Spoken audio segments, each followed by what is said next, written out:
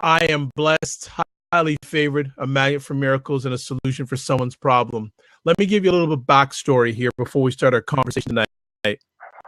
There is a gentleman that I follow on Periscope named Mario Armstrong, tech guy, just a really all-around great guy. And a few weeks ago, he was doing a Periscope, and a gentleman messaged him saying that he was in the hospital. And Mario, he almost broke down. He was so emotional. And the name of this gentleman was The Big Dreamer. And he had mentioned that he had lost part of his foot. And it was just really, it was a moment. Like Mario got really emotional, and all the people on the scope got really emotional because it's a really touching story. Really, it hit our hearts. About 2 Saturdays ago, I was doing this blab. Thank you, Kiana, for sharing this. Much appreciated. And after I finished the scope on a Saturday, which I rarely do, not a scope, a blab on a Saturday, I see some man in the audience, The Big Dreamer. I said, oh my goodness. And I asked him to join in because I wanted to find out how he was doing. He came on, and we didn't record it. He rocked the house, and I said, we need more. And I made a promise to him that I would call him the next day. Called him the next day. Missed him. He called me back. We got back together again. We've been chatting and sharing and empowering each other ever since. But I want him to empower you tonight. This man, Greg Walker, has an incredible story. And he's such a giver. We're just going to have him share his story tonight. If people have questions, the seat is open. Also on the side, it's open. I know that there were 1 or 2 people that he's spoken with that have been on the blog that I was on since. And they all came back to me and said, The Big Dreamer is phenomenal. So tonight he's on the Dr. Vibe show. I've been blessed to know this gentleman a short period of time. And I was really humbled the other day. I was on the phone with him. He had me say hi to his wife and his family. People are already calling in. We might even get this. This already looks like a 2-parter tonight. So, you know what? This just may go. This may just start tonight, Big Dreamer. So welcome from Columbus, Ohio, part of Columbus' finest, Greg Walker, The Big Dreamer. How you doing, my man? I'm phenomenal. I'm phenomenal, brother. I am blessed, highly favored, a magnet for miracles and a solution for someone's problem. Hey, Tiffany, how you doing? Tiffany. I am so fired up. Hey, Ryan, wow. You know what? Let's just start. And people, if you have questions for this young man, get in the seat. And Greg, let's start it. Growing up in Columbus, what was life like for you, man? Life was gravy. You know, my parents were extremely rich. I had 14 siblings. We never wanted for anything. I was given a BMW, $120,000 car when I was 15 years old. Went to the best school system. There was only one black kid in my whole neighborhood. Oh, wait a minute. That's a TV show I saw. That's a TV show I saw. I think that was the Brady Bunch or something like that. Yeah. My life was quite opposite. You know, I grew up in the inner city of Columbus, being the only white kid in the neighborhood, which I love to this day because it gave me a whole another approach to life to understand the black community. I have 14 brothers and sisters. All of my brothers, I have 8 brothers. They're all in prison, in and out. One of them's on death row since 1983. Most of my sisters are prostitutes, even till this day. My father used to always beat the heck out of my mother. He finally shot her. She died 11 years later of a brain tumor where she was shot. I became the only one. You know, my father had 18 kids in his family. My mom had 16. I have 14. No one ever on either side ever went past the 9th grade, let alone graduate high school and go to college. I became the first and the only one ever to make it past the 9th grade. I grew up an alcoholic, drugs. People ask me all the time, how can you not ever touch alcohol, drugs, anything? And I used to tell them I was strong, but now I understand it was because of what I saw in my head with my family. I used to be ashamed to tell people I've never touched alcohol or drugs. Now, 50 years old, I shout it out to the world because I'm proud of myself. Not that anybody who drinks alcohol is bad, because most of my friends drink. They drink a beer here and there, or wine. But I just chose never to do it. I just never chose to do it. And now I inspire. I retired at 39, 10 years ago in the restaurant business in 3 national restaurant chains. And now I speak all over the world about overcoming, about inspiring, to get people to believe that it's not about your circumstances, what your mommy didn't do, what your daddy didn't do, what your brothers and sisters did do. It's about what you are doing right now. I tell people all the time, if you suck on a lollipop called mediocre, you will probably always suck in your life. So I'm not about excuses. I hate when people use excuses. Those are the 7 deadly people you need to get away from, are excuses, because so many people in this life right now, someone might be watching this right now, giving themselves excuses of why they cannot do something. Well, you just heard my story. If I can do it, if my first mentor, Dave Thomas, who started a small hamburger chain in Columbus, Ohio called Wendy's, and he dropped out of the 8th grade, he was an orphan. If he can do it, if I can do it, Barack Obama can do it, Oprah Winfrey can do it. There's no excuses for anybody else. Is it going to be easy? No. It's going to be hard. You're going to cry. People ask me all the time, what's it like to be an entrepreneur? I tell them the truth. You're going to cry. You're going to wish you kept that 9-to-5 job where you had 2 weeks vacation, you had steady pay, and you had insurance. That's the only way to do it. Because 87% of Americans hating their jobs, right now it's become an entrepreneurship world like it was in the 20s and 30s and 40s.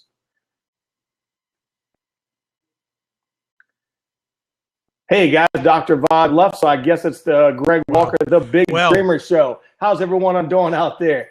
Listen, since Dr. Vod's not here, I got to tell you, what's your dream? Step into your dreams, right? No excuses. You got to do it now. NOW, no opportunities wasted. I know you're probably saying, let me ask Big you, Dreamer, Greg. I can't do it. I don't have the money. I don't have the time. I don't have the smarts. I don't have the education. What I tell you is shut up. Stop lying to yourself. Stop telling the lies. Stop telling yourself you're not worthy enough. Stop telling yourself you're not smart enough. Listen, you do what you do with what you have, where you are, because what you have is plenty. Everything you have, everything I have, we already had it, right?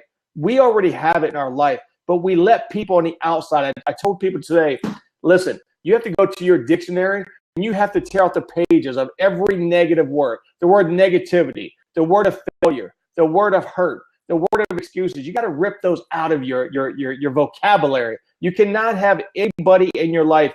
If you want to have a nice garden, you got to pull the weeds. If you want to have a nice life, you got to pull the weeds.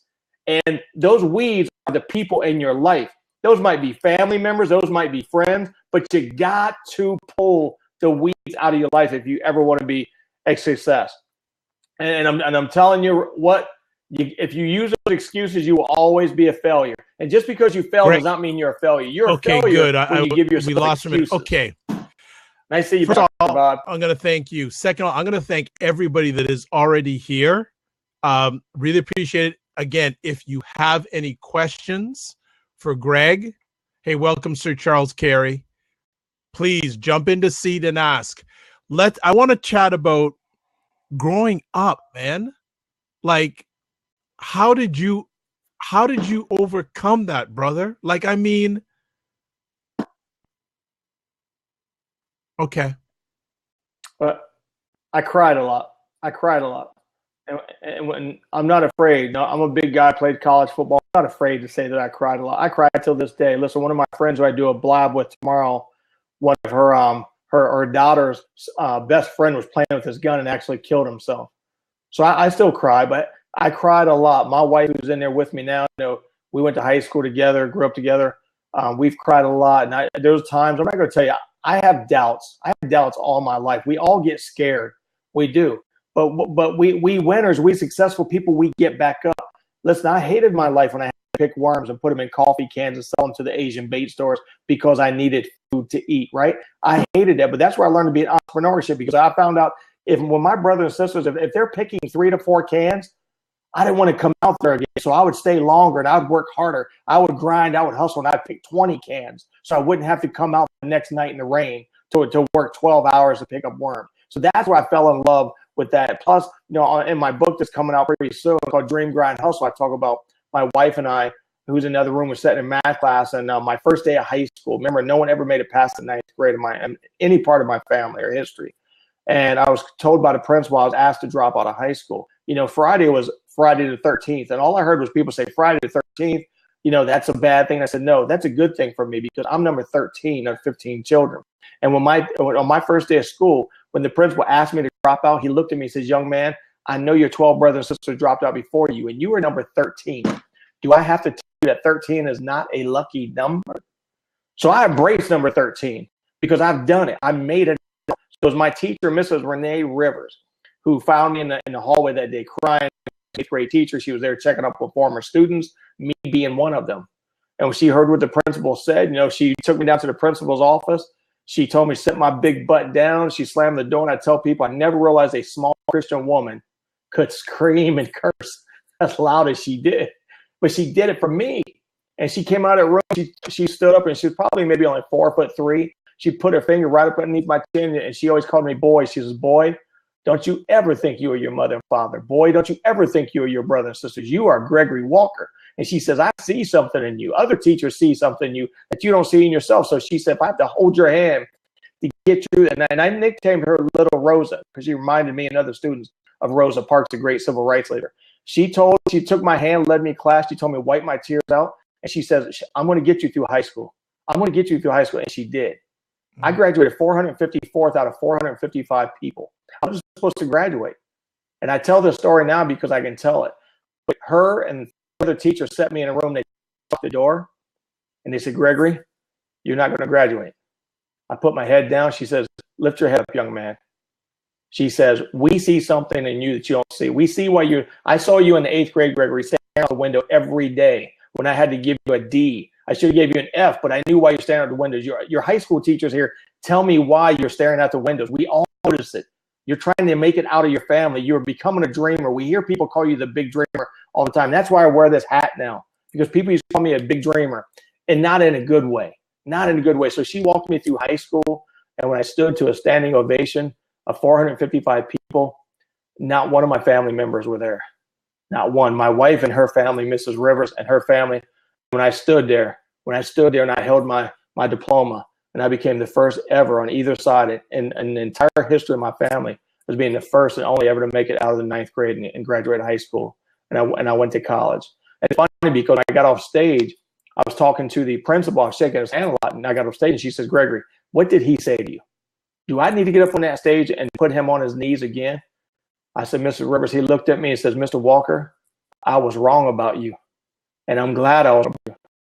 He said, you go show the world like you showed me and other people, not your family. And I did. And he got to see my success. And he apologized. He would always tell my employees when I first opened my first store that how his words almost ruined my life. And he taught my young employees about how words have power. Words are very powerful. And that's why I tell people, be careful what you say to your kids. Be careful what you say to your spouse, your next door neighbor. The words have power. Words can create wars. Words can create divorces. Man, let me ask. So I'm so fascinated about growing up. How was it being the only white family in a black area? Well, for me, I didn't know any different. I didn't see white kids until I lived with my father most of my life because my parents were divorced and my father was coming in and out of our lives. So when I had to move to go live with my mother and some of my other siblings, I was at the end of 6th grade, and that's when the first time I ever saw white kids. And there was one black kid. His name is Tony, and he's my friend till this day. Because I saw him, and he was the only black kid in the school, and I just saw him, and I thought, wow, there's my people right there. So he's my friend till this day. He came to my 50th birthday party. So I loved it. I loved it, man. You loved it. Why?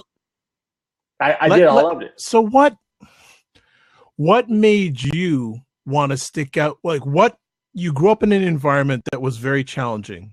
You told us about your siblings. Do you remember some moments that made you say, you know what, I got to do different than what I'm surrounded by? Do you remember any times like that saying, go ahead? I used to watch the Brady Bunch. I used to watch the Brady Bunch. I'd go over to people's houses, and I would see I would see regular people. I wouldn't see people abusing drugs. I wouldn't see, girls having sex like I saw my sisters. I wouldn't walk in and see my father molesting one of my sisters. So I got around people. I would always go to my friends' houses, and it was their families, their parents that would take me in. They would take me to church. My father would whip me if I talked about the Bible. I remember him ripping up one of my Bibles one time. My friend, his grandparents gave me, and me growing up in an all black neighborhood, it taught me. When I first heard the N word. It's funny because I went home to my best friend, Toby, his grandmother, and I said, "Miss Jackson, you lied to me." And she said, "Babe, what are you talking about? I ain't never lied to you." I said, "Well, you told me I was Baptist, and someone just called me a wigger." A wigger. And she said, "No, baby, let me tell you what that is." She said, "That's what someone calls a white person the N-word when they think they're acting like a black person." So that's the first time I ever heard the word wigger. And then she taught me. She showed me some pictures of her great grandfather who had straps on his back. And that's why when I hear rappers, anybody say it's okay to call one another the N-word, I say, listen, I don't like that, because the last word that most slaves heard when they were being lynched was the N-word. That was the last word they heard. So that word should never be used. It shouldn't be used. When you hear people are being lynched, people are being dragged by cars up into the 60s, 70s, 80s, even 90s, that Richard Byrd guy who his head came off, that's the last word they heard was the N-word before they died. So I learned at an early age from my friend's grandparents about that word. I'm fascinated, especially about the younger parts of your life, the early parts of your life, how you overcame, like with so much challenges around you. Who were some of the key people in your early growing up stages? You said you used to go over and watch the Brady Bunch. Do you remember any of those people, any of those families, and how they showed love to you? Oh yeah, I remember too. This is where I learned about racism early, because I remember I had a chili dog. I got it from somewhere. I can't remember where I got it from. And I had a friend named Chris and his brother Kwame. Well, Chris asked me if he could have a picture of me, a bite of my hot dog. And Kwame said, "Chris, Mama said don't ever eat after white people. They have a disease." And Chris looked at me and said, "What are you talking about, Kwame? It's a chili dog, right?" So that's where I learned about racism. And on my side, I didn't understand it. Well, guess what? Kwame ended up going to prison. Chris ended up going to college. So that's where I learned about the mindset early on. I didn't know it was called a mindset, but that's where I learned a lot about mindset. So my friends' grandparents, their parents, they're the one who taught me a lot about the real world. I learned more about growing up in the real world more than I ever learned in college. I know this conversation is going to go all over the place, and I know there's a lot of people who are in the room. There are seats open. This is not my conversation tonight. I want everyone who wants to have some time with a big dreamer to certainly use it. He's got the time. He's made the time. So I want to make sure that we value his time. When did you first take your leap into entrepreneurship, and what were those circumstances? Well, I learned about entrepreneurship when I was going over my book with my ghostwriter in San Diego. And I remember there's an old guy named Old Man. People called him Old Man Charlie. And he was just an old guy. And so probably in the 70s, he was probably in his late 70s then. And all the kids would make fun of him. So I would stop by and he would always look at me and he would yell at the other kids, but he wouldn't yell at me. I was a quiet kid. I didn't speak. And he would talk to me, and I would talk to him every day, and he'd teach me about, how he grows his corn in a little field. He'd grow it and then he'd sell it. He was a war veteran, and kids would always make fun of him. So I would stop, and he would teach me how he grows the corn and how he sells it, how much he sells it for, why he sells it for a certain price. And I really didn't get that until I was in high school and college. And one day I went by, and he was closed down. And I just sat there, and I was wondering why he was late, because he was never late. And then some cars went by and said, "What are you doing?" I said, "Waiting for Old Man Charlie." And they said, "Oh, he died yesterday." So he was one of the first people that got me inspired with being an entrepreneur. And that's what I started working in pizza shops in the 80s in high school. And I just always knew I always knew that I never wanted to work for anybody. I always wanted to be my own boss. Even though I was teased, I was always called a big dreamer. And when I fell in love with the restaurant business, working at pizza shops, that's when I knew, this is for me. This is what I want to do for the rest of my life. I thought, being in the restaurant business was going to be my calling, and it was my calling. And then when I went to college at the University of Florida, I started working in this little restaurant called Subway, which was a new up and coming restaurant. There was only, I think, 4 stores in Columbus, and now we have 130 stores here. So I started working there, and I started talking to the owner. Didn't know what a franchise was, didn't know what a franchisee was. And I just started talking to him and found out it was an easy thing to get into. I liked it. Excellent. And that's where I fell in love with Charles Carey has jumped on entrepreneurship. in. So Charles, how you doing? I'm doing pretty good. In honor to the big dreamer, I put on my baseball cap.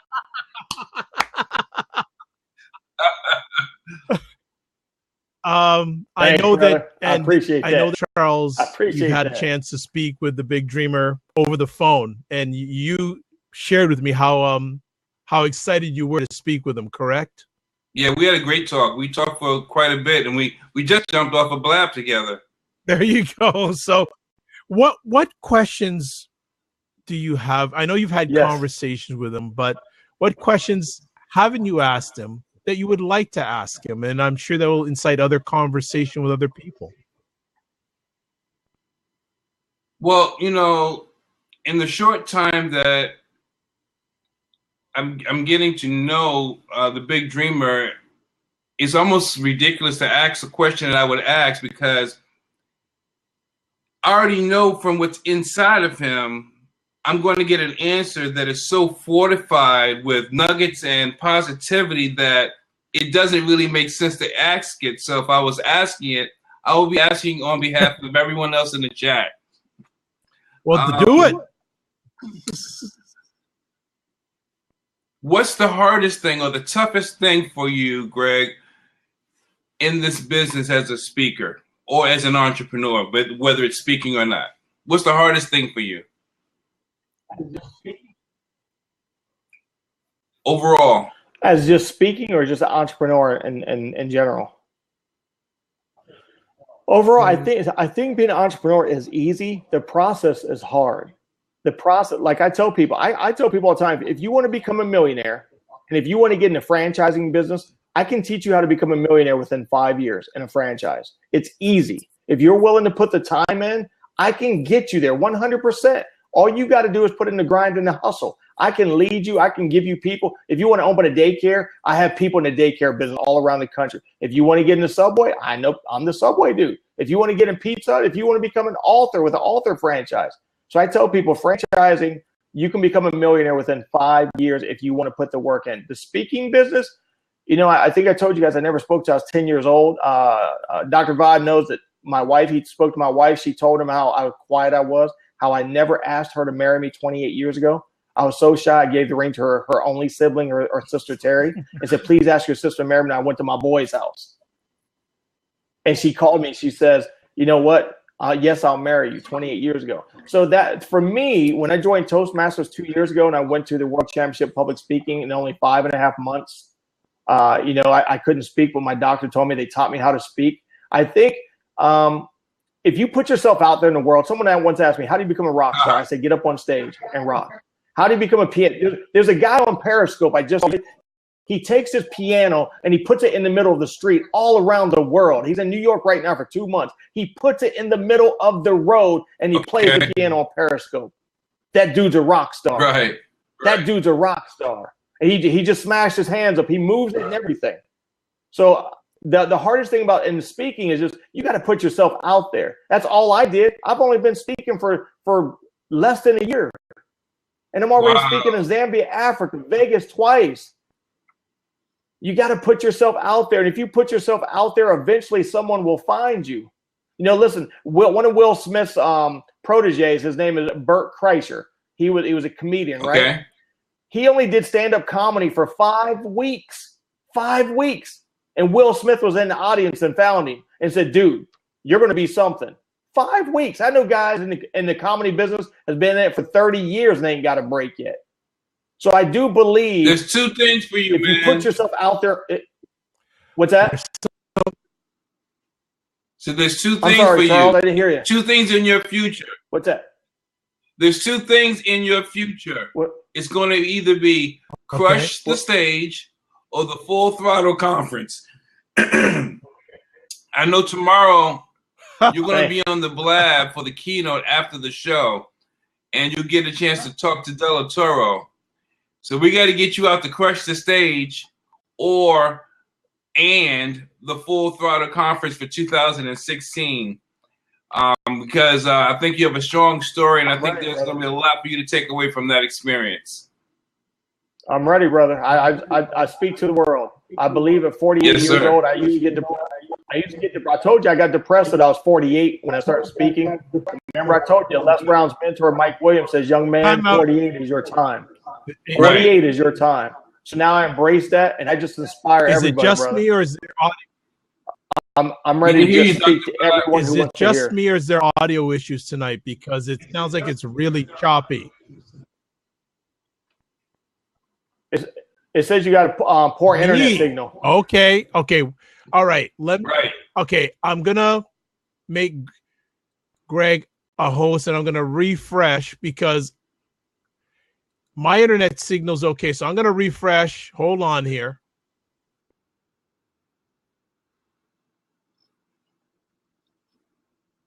Okay. So what we're talking about here is just, me and Charles spoke. We met. I've always wanted to meet Del Toro, and I was on a Blab with Charles, and I tell people all the time, things line up not just for happenstance. Things line up in life for a reason. There's a reason why Charles and I met. There's a reason why me and Les Brown's mentor, Mike Williams, met. There's a reason why I met Deepak Chopra when people were paying $15,000 a seat and they were sold out. And I've always wanted to meet Deepak, and he just happened to be walking down the street, and I saw him, and I got out of the car and I said, Mr. Chopra, he had his phone. I said, I was too dumb to know that I shouldn't approach Deepak Chopra when he's walking and relaxing. He put the phone down. He says, yes, my friend, I've been waiting to talk to you. That's I don't strong believe right people there. meet just for out of happenstance. I believe people meet I for don't a believe reason. that everything happens for a reason. Whether you know it or whether you know it at that time or not is not the point. It happens for a reason. That's right, and I accept it. When I look back at my life, Charles, when I was a kid growing up with 14 siblings and extreme failure, I look back now and I see all these people in my life that I met that I didn't accept it. When I was bagging groceries at the University of Florida, right? I was working for this place called Publix. It's called Publix. And I remember I was crying one time as a college kid because I just heard that one of my brothers took an eye out of another man. He was going to prison. And I was crying. This old couple came up to me and said, young man, what's wrong with you? And I said nothing. They said, no, young man, there's a reason why a big boy like you is crying. And I told him what happened. And the man, they were probably in their 80s. The old man hugged me. He says, young man, I'm a World War I veteran. And he says, I'm going to tell you, it's okay to cry as a man. Yeah. It's okay to cry. And then his wife hugged me, and they held my hand. That's all they did. And the wife looked at me, and she says, son, you don't even know where you're going in your life. I said, I know I should be in prison like my brother. She says, no, shut up. She says, you don't know what great things are going to happen to you. This was in 1984. She said, you don't know what great things are going to happen. She says, I feel something about you. I see something. I just feel it about you. And I didn't believe her. But when I became a multimillionaire at age 26, when I was the second largest Subway franchisee in Ohio, I still didn't really believe her. When I spoke for the World Championship at Toastmasters only 5.5 months, I didn't believe him. But it was when Les Brown's mentor, Mike Williams, told me, young man, I'm glad you retired at 39 in the restaurant business because now you're doing what you're called to be doing. And I said, what's that? He said, speaking. He said, speaking is what you were made to do. I said, not me. I said, I didn't speak till I was 10 years old. I didn't ask my wife at 28 years to marry me. Speaking is not me. I couldn't even speak to my employees. I had to have my manager speak to my employees. And he says, Greg Walker, just like I told Les Brown, I'm telling you, your calling is speaking. And now I accept it. And I just spoke in Detroit. To the Professional Photographers Association. I'm not a photographer, but they had to come there to get to dream again, to get people to come alive, to get people to believe they're worthy enough. And I said, I can do that. Yeah. You know, my tagline behind the Big Dream is called "Changing Lives by Changing Minds." I can get behind people's minds because my mind was so scrambled. I've met everyone in my life with my family. I've done schizophrenia, murder, molestation, anger, hatred, racism, everything. I had people in my family that hated pet rocks. So I know everything. So now I accept my gift. I know that I didn't choose speaking, that speaking chose me at 48 years old. Yes. Stephanie? Yes, sir. Stephanie, thank you for dropping by. What would you like to ask the Big Dreamer about or speak with him about? First of all, I want to just say thank you to Charles Carey, because we were on another blab and he put out the invite to follow you guys and come over here. And that's what brought me here. Secondly, I just want to say, Greg, awesome. But you know what? There's even more awesome out there. And I'm going to co-sign on what Sir Charles Carey just said to you. We've got the keynote. You need to take a look at that, because Charles Carey, tell me if I'm wrong, don't you see him as somebody that could be one of those candidates, one of those cast members in season 3, a potential ability? Oh, no question. And then we've got Crush the Stage. Not even a second thought. Absolutely. We still got a couple of seats open in Crush the Stage whatever. for June. Absolutely. And about 5 left over for August. So something that I would just so strongly encourage you, because you know that Del Toro has also, been mentored by the likes of Dr. Willie Jolly, as well as I just went blank. You just called his name, Les Brown. And Willie Jolly. Okay, and so Tony many Robbins. others. So yeah, and now he's been on the stage with what's the pastor's name? Joel Osteen. Joel Osteen, and so many. He just got finished speaking with Brian Tracy. So This is somebody who is king of speakers right now. Definitely jump on board if you can, because all of us can learn so much. And I tell you, he changed my life as a speaker. So I know he can do the same for you, taking you to an altogether higher level than what you're already doing. And in addition to that, we've got, what did I say? Crush the Stage, the keynote, and there's something else. Full FTX. Oh my God, I know you would love it. I know you would love that. The environment. What are those conferences? Everything. October of this year. Crush the Stage is a smaller version, which Stephanie is a graduate from Crush the Stage. I've been at Full Throttle a couple of times, and of course, I'm a part of the keynote, which he's going to join us tomorrow, Stephanie, on the Blab, and he may hopefully get a chance to check out episode 2 of the keynote. Yes. And you can still see episode 1. Oh, yeah. That is. You already saw that. Yeah, actually, Del Toro sent me some nice tweets. Unfortunately, August, I'm speaking the entire month. Speaking in Vegas twice in October. I might have some time the other months, but Vegas in October, I'm fully booked. That's when I go to Zambia, Africa. That's when I go to London. Speaking at Florida A&M University, the Tampa school system, New York school system, Jamaica. Then I come back and go to Canada. Then I go back to Detroit after that. So the whole month of October, I'm booked. August, I speak in Vegas 3 times. So I'm just doing it. There you go. It's all good. It's all good. Just keep that connection with him. When it's the right time for you, it'll be the right time, and you'll know, and you'll be able to move forward, because you may be moving forward with him in other ways as well. But I just wanted to, co-sign on what Sir Charles was saying. Because you're just absolutely phenomenal. Your story and your ability to be able to tell that story, and that's the key thing. We just got off of another Blab, which was the speaker show. I mean, it was absolutely phenomenal. But one of the things that they talked about was, one of the gentlemen talked about was knowing your why. And when people know your why, you've got them, and you know your why. It's in your tagline. My why is sitting in there right now. My best friend since the 4th grade. My baby girl is 28 years old, and I tell people I became the first ever to make it past the 9th grade. But my baby girl went ahead and got a PhD. Way to go! So yeah, I know my why, and I normally don't speak like this. I'm really calm right now. Dr. Vod might tell you, I really get into it because I feel it. I always hear people talk about, when the Holy Ghost comes in. Well, when I start speaking, I feel my life coming before me. I do. I feel like it's, So I only had one lady in the past 2 years. She says, "Young man, why don't you calm it down?" And I said, "I'm sorry. I'm sorry. What are you talking about?" She says, "Do you really have to shout and scream? Do you really have to close your eyes when you speak?" I said, I'm sorry. That's just the way I am. I don't apologize. I don't wear suits. Just like I told Charles, if De La Toro asked me to come and speak and he was going to pay me $1 million, I'd say, "Sorry, sir, I don't wear suits. I'm my own man.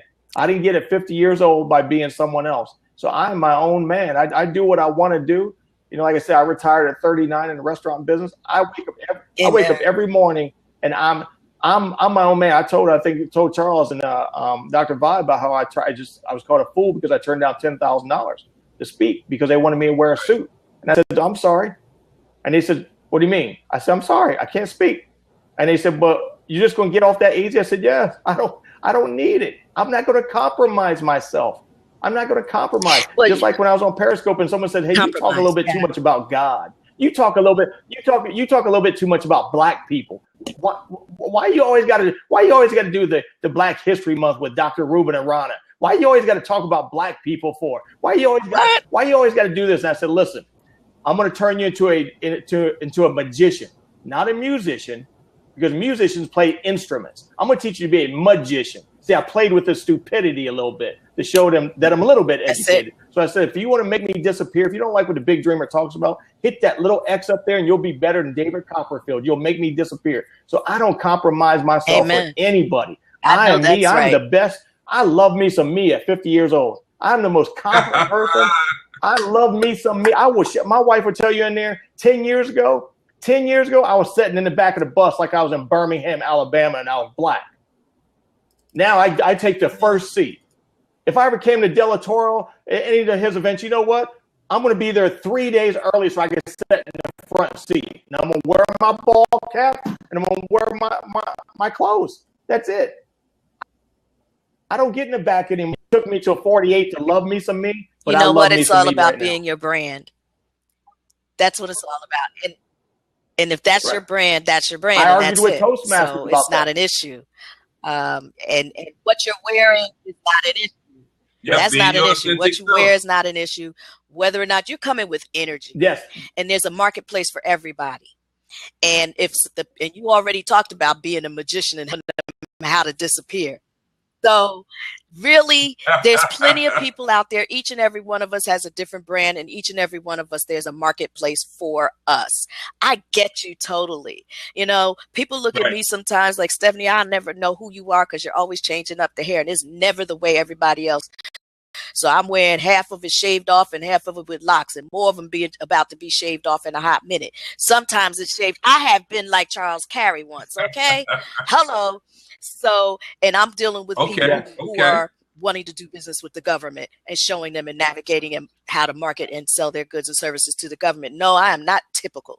And I'm like you. I said the same thing. I am not going to show up looking the way you expect me to look, because that is not who I am. I so I'm people, so feeling you right now. I only wore a suit twice. When I buried my mother after my father shot her. She died 11 years later of brain cancer. And I wore my ball cap. And then I wore a suit when I went to Toastmasters. I didn't want to, and they told me to, but my plan was to get to the finals. I got to the semifinals and then be me. Be me. And someone just called me a fool because I was supposed to do a TED Talk here in Columbus. I didn't know what a TED Talk was a year ago. I was chosen to do a TED Talk, and he told me, "Hey, Greg, Big Dreamer, you got to speak slow. You can't speak like you do. You can't be passionate." I said, "Okay." And they're like, "Once again, what do you mean, okay?" I said, "I won't do a TED Talk."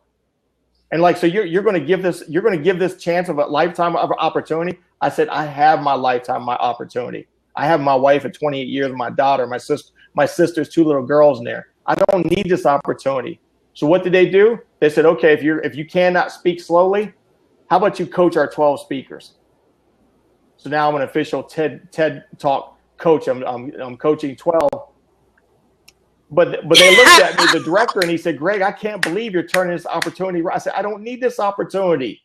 I'm not going to compromise, because I can't get up there and speak to all these people and be on PBS. They're filming it, and if people see me speak slowly, this is the slowest I speak right here. This is the lowest I speak. If they saw me do that, they would see right through me. So I'm fine with coaching 12 people. I'm fine with coaching 12 people, and maybe they'll get it and let me speak. Okay. But here's the thing. That might have been what your opportunity was really all about. And, you know, so many people I met, so many people speak. Like one lady, I'm coaching her on 24th for her first speech. She speaks all around the world because she was a sex slave. And, you know, I have a picture on my Facebook. You'll see her. And I'm telling you, there's people that confirm what we already know sometimes. She came up to me. She says, Big Dreamer, she says, I can't stand around you too long. I said, why? Did I not wear, do I stink or something? She says, no. She says, I get something about you. I get so nervous because I feel, she says, I speak all around the world, Big Dreamer. And she says, I feel that you should be where I'm at. She says, I feel that you are going to just blow up. I feel something about, I said, listen, I'm going to coach you. You don't have to feed my ego. I'm going to coach you. She said, it's not about that. She says, I just feel something about you. So then she met me with another gentleman. And they asked if they could take a picture of me. It's on my Facebook there. I said, you want me to take a picture of you? They said, yes. She said, we feel something about you that you're going to blow up. She said, we want to say that we know you now before you really blow up. I just booked my 4th radio show on Sirius XM Radio that they want me to come on there when my book comes out. And, you know, people said, why are you going to go to New York to be on the Urban Channel? I said, yeah, 4 times they want me to come on there. Stephanie, I'm going to ask you to step out because we're having some Are you back, Dr. Vaughn? I am back. Congratulations to you and all. I'm just going to rotate people through. It seems that it can't handle 4 people tonight. But Ahmed Hazel, what do you want to share with the Big Dreamer? Can you hear? Hey, Greg, first thing I'd like to say is that I'm really inspired. Okay. We can hear you. Can you hear us, Ahmed? I can hear you. Yeah. Okay. I can hear you. I'm really proud of you, and I'm also inspired. My question is, what do you do on a daily basis to kind of combat those things from your past that you've had to deal with and overcome? Give me an example, because every day I wake up, I still, you know what one of my biggest fears is, and my wife and my 28-year-old daughter has convinced me, Dad, dear, you ain't going back. I have a fear at 50 years old of going back into my life. So that motivates me every morning. When I wake up, 3 things I do every single morning. I don't care what religion you are, who you pray to, but I pray to my God. And then I sit there before I even leave the bed. I close my eyes and I say, I'm happy and grateful now that I can open my eyes. I'm happy and grateful now that I have clean drinking water, that my feet can touch the floor. So I do those things every day, 7 days a week. I do that because I have to. I can never take this life that I have for granted. Never. So that's how I kind of combat that. I still think about when I was younger. I do. I don't think anybody ever leaves those things. I don't. It's just like when someone dies. I hate when people say, oh, I know how you're feeling. It's going to get better. I tell them, shut up. It's not going to get better. It's not going to get easier. You're still going to miss that child, your husband, your spouse. So I tell people, listen, I don't believe in positive thinking. I don't. I believe in positive doing. I spoke today about pulling the weeds. You can sit there and say you're positive, that the weeds are gone in your garden all you want. But when you open your eyes, those weeds will overtake your garden. You got to get rid of the weeds in your life. That can be your family. That can be your friends. That can be your coworkers. So every night when I go to bed, I'm thankful. I'm thankful to be sleeping in my bedroom that's bigger than the house I grew up in with 14 siblings. I don't take anything for granted. I speak to everyone. The guy sweeping the floor at the hospital, and I go to visit my father-in-law who broke his neck, had a heart attack. I speak to that janitor just like I would speak to a CEO of a $500 million company. Awesome. So I don't know if that answered your question, but absolutely, yeah. I'm always looking for those gems. I'm one of those guys. Most people don't notice. Maybe Dr. Vibe may not even notice, but I dropped out of high school in the 12th grade. I was senior class president, voted most likely to succeed, but I had a up and coming family that I had to take care of. But by the time I was 36, I was a multimillionaire. So. I feel where you're coming from. It can be done. I tell people, shut up with the circumstances. We have 2 windshields on our car, right? I hope I don't get pumped up because my wife's watching the movie and she'll yell at me. But there's two windshields in the car. There's a rear one and there's a front one. So many people in America, they like to stare in that rear view mirror. That mirror's in the back. That glass windshield is for us to just glance back at you, just to see where we come from, right? We turned around that corner, we made it. I tell people, you better focus on that front windshield because that's all you have. A racehorse has blinders for a reason. It's to cut out all the noise on the side so it can go towards the victory line. And that's what people have to do. Stop blaming your circumstances. Stop lying to yourself and telling yourself you're not good enough. You don't have the time. You don't have the money. You don't have the education. I tell people, just keep looking at that forward windshield, and that's where you will go forward. You won't go. We were made as humans, as creatures, not to walk backwards. We were made to walk forward. And most people in America want to keep walking backwards. What happens? They trip and they fall down. And that's why that rear view mirror is so small. It's just used for glancing at. That's right. Just like Steve Jobs said, the only reason you look back is to connect the dots, to see how far you've come. That's right. Thank you, Dr. Bob. I'm signing up. I hate when people I hate when people use circumstances. Thanks, brother, for coming on.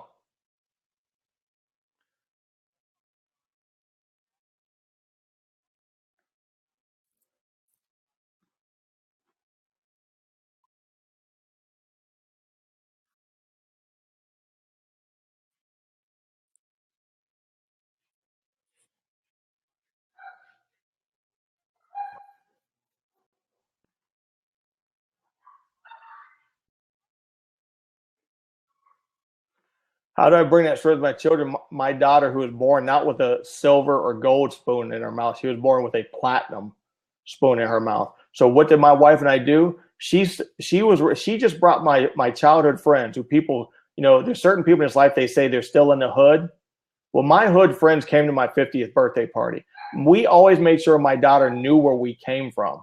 The only grandparent my daughter's ever known is my wife's mother and father. They still live in the same neighborhood we grew up at. So she got to see on a weekly basis where we come from. I always wanted my daughter to understand that where we come from, that's not a bad thing. That's what made us.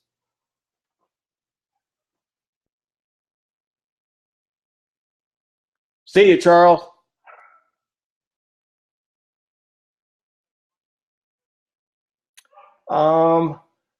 Me speaking to 100,000 people, inspiring the world, and I know I'll get there. I've helped people become doctors, lawyers, pastors, entrepreneurs. I'm speaking in Zambia, Africa, to get people to be entrepreneurs. I'm speaking in London to help people become better entrepreneurs.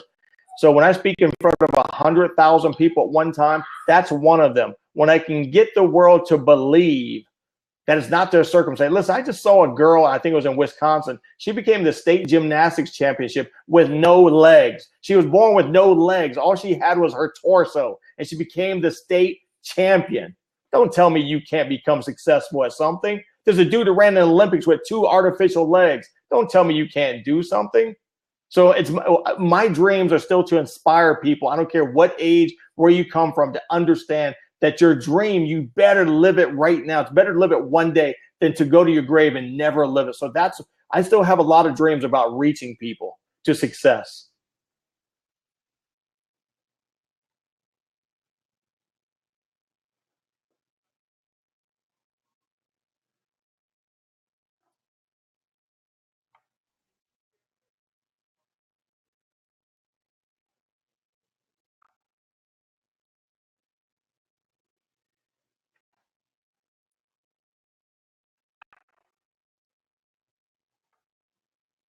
Say it again, Charles. It was you said water. I didn't come through a watershed.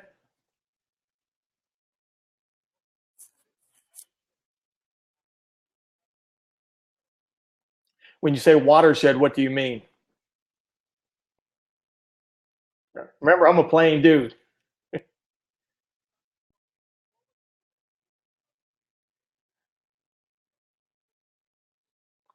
A game change is to go for things that I did not have no business going for in my mind. I thought I had no business being there. Listen, I was never ready when I opened my first store. I was never ready when I opened my 50th. I was not ready when I became a master developer and they said, can you help us open 100 taco places in Ohio? Can you help us open 210? I wasn't ready. So I said, you know what? I'm going to jump in. I'm going to commit, because I truly believe if you put yourself in water, if you commit yourself to swim, you will swim.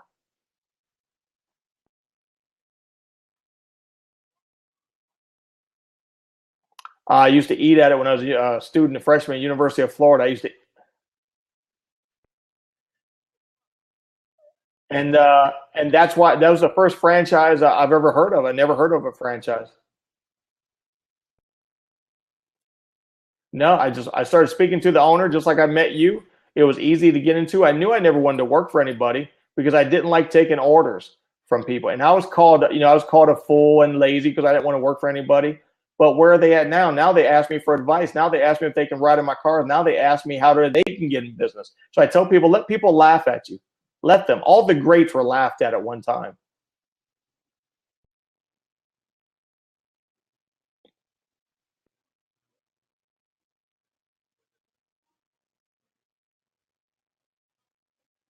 Well, first of all, it's my eighth grade teacher, Miss Renee Rivers.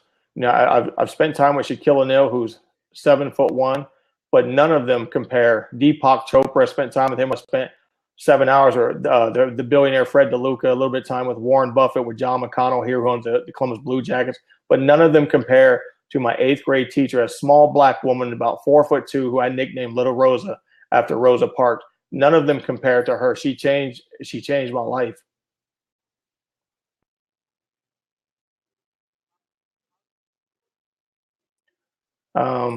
Well, you guys, I told her before how she saw me in the ninth grade, the first day of school, when my wife and I were sitting in class. My wife and my friends were telling me I was going to make it.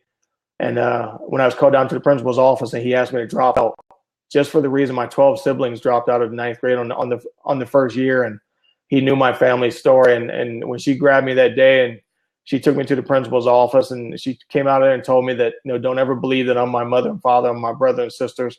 When she walked me through high school, when she got me out of high school, she's still today this, my 28-year-old daughter, she's named after her.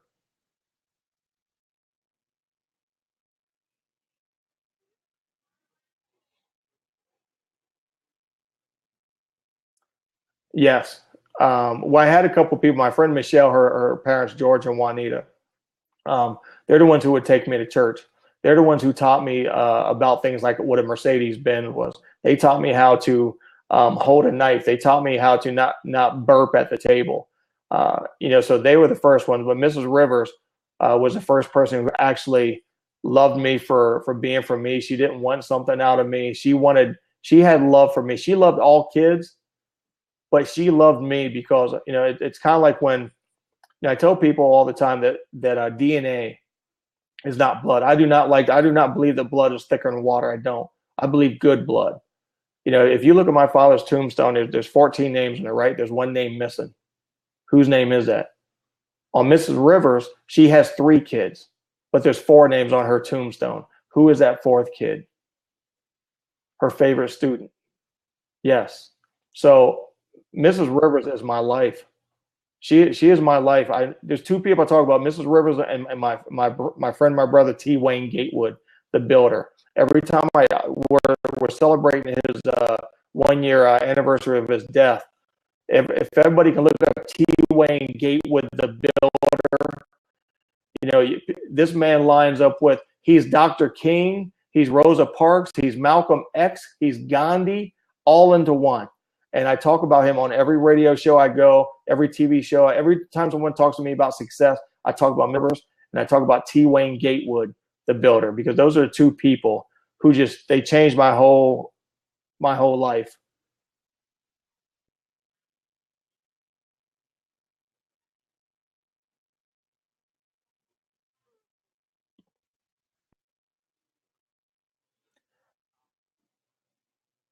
I do it all the time.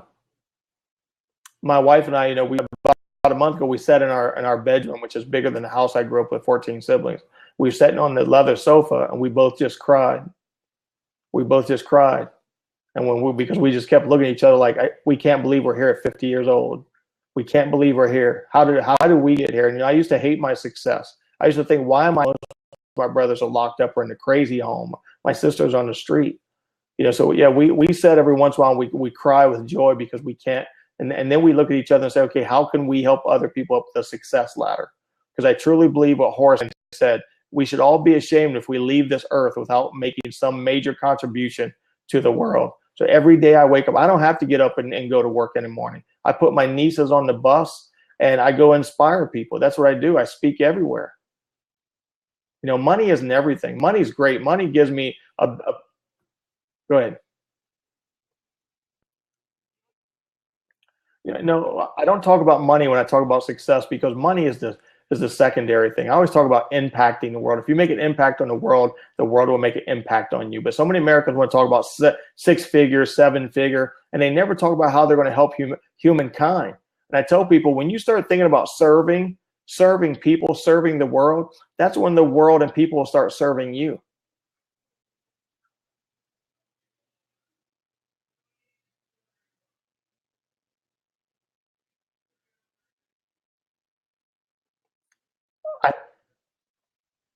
I have a lot of concerns when I see that.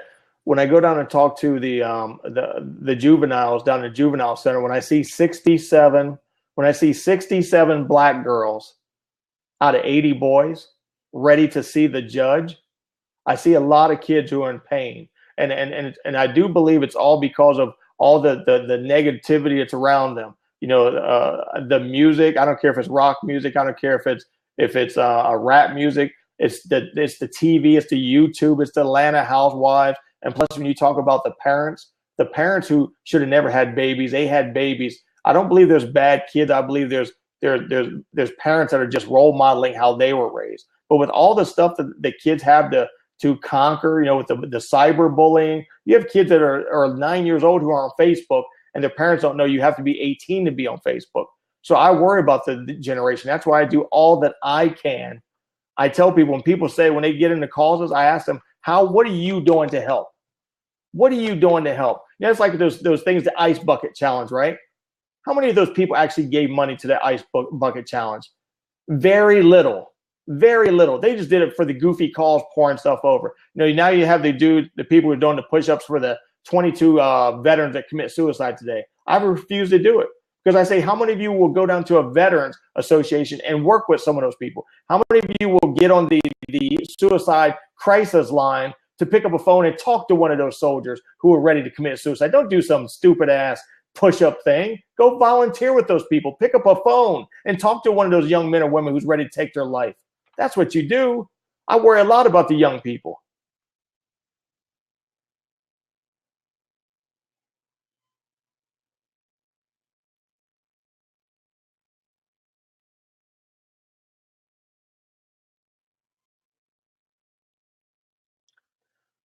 I think it is with the young people, just because all the media that they're around, they have their, when my 9-year-old niece comes home and says, Uncle, Marissa had her iPhone on and she was showing inappropriate stuff.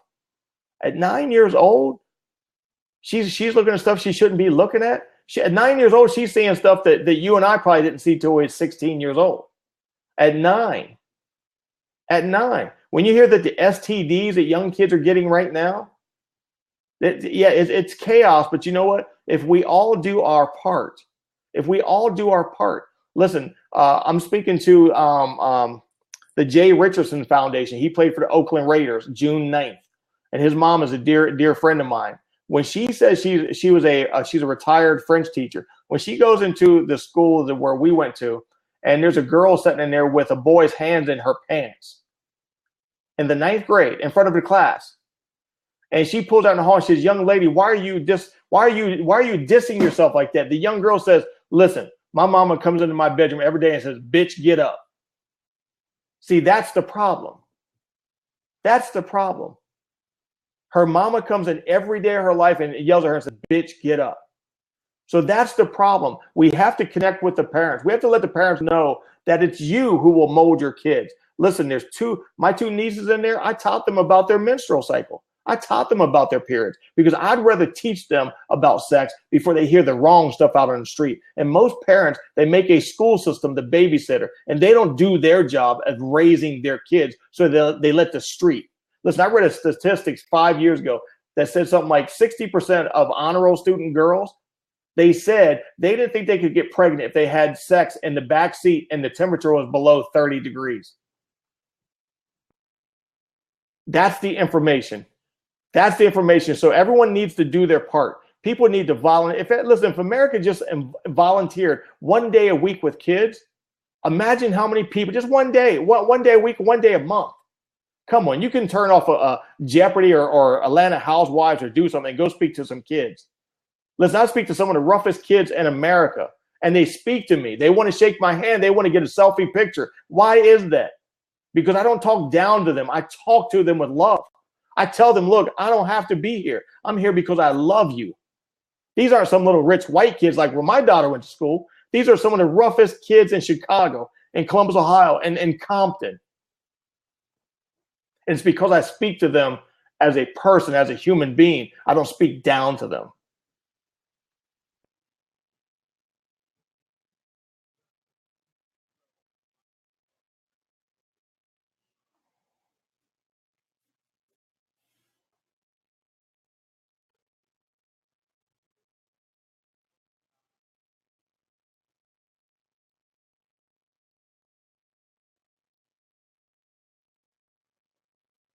It's slowly, it's like slurring when you speak. Say it one more time.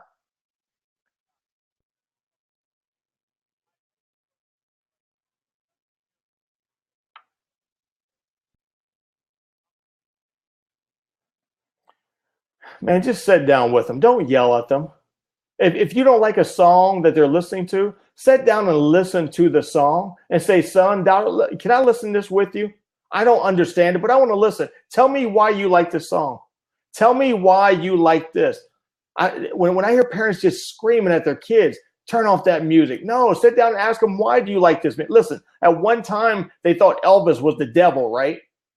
People listening to Elvis. But some of those people became great, phenomenal people. So I tell parents, sit down with your kid. They might not want to. They're like, I ain't going to sit down with mom and dad. But just sit down with them. Show them. If you take a kid and you start them off and listen, my daughter, I started blowing her kisses when she was in preschool. Every time she'd leave me, I'd blow her kiss. You know, her last day of high school, her and about 50 kids blew me a kiss. See, I started her off with that. The worst things I hate when men do is when I see men kiss their little girls on the forehead, and with their little boys, what do? They hit them upside the head. And I say, what is that? They say, I'm telling them I love them. I said, that's not telling your boy you love him. Look at him, grab his face, kiss him on the forehead, say, son, I love you. Say, son, I love you. You are my son. So that's what I tell parents. Sit down and have a conversation. They might think it's nerdy at first, but if you start it when they're babies, they don't know any different. They don't. But you got to start when they're babies. And listen, if you don't have the privilege to, then just start it where you're at. Remember, start where you are with what you have, because what you have is plenty. That's what I tell parents. You might not have had a great, listen, there's a guy named Emeril Lagasse, you know, the chef that goes bam. He said there's two types of parents. He was a terrible parent, he said, when he first started with his 3 daughters. He was never there. He was always building his restaurants, becoming a top chef. But he said in the second half of his life, when they're in their 20s, he's the best dad ever. So some people don't have the privilege, but they grow up. And I tell people, listen, you can do it. I've seen them. I've seen those parents come back when I told them, just talk to Taekwon. Just talk to him. I know you think he's a bad kid, but sit down and talk with him. Guess what? Now they go to baseball games together. They couldn't stand each other, right? Snoop Dogg, his son played football when he had his TV show on. He said, if my son and I didn't have football in common, we wouldn't have nothing in common. How sad is that? How sad is that? He said, if my son didn't play football, if I didn't like football, we would have nothing in common. He said that on national TV. Now, is it a coincidence that his son dropped out of, I think, USC from playing football? He didn't want to play football no more. You know why? Because he wanted his dad to love him for who he was. So I tell parents, you better listen, either we raise our kids or the street will. I guarantee you, there's no joke. Either we raise our kids or the street will raise them. And I have 14 siblings that the street raised them. And how's it working out? See, I'm 100%. My daughter's 100%. Go ahead.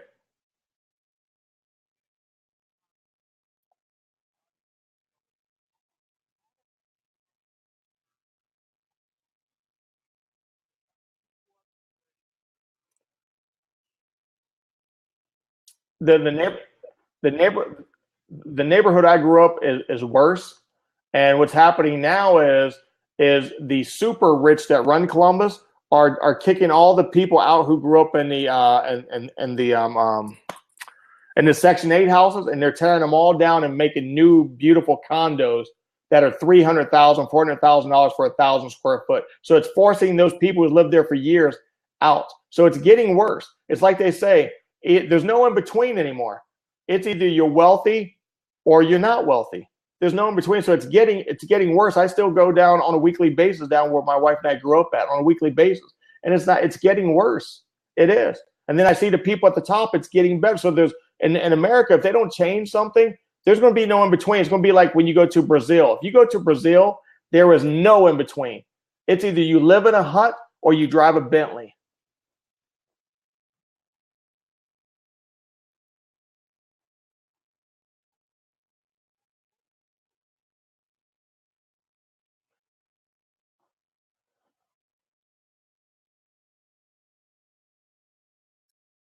$1 billion with 9 zeros, the best time. Listen, in the 20s, 30s, and 40s and 50s, or to the 40s, it was all about entrepreneurship, right? And then the 50s, 60s, 70s, 80s came, and it's all about going to college. Listen, 28% of college graduates are landing jobs. 28%. And they're getting out of school with an average $50,000 of debt. And they'll never be able to get out of that debt because you cannot file bankruptcy on student loans. So entrepreneurship is the best time right now.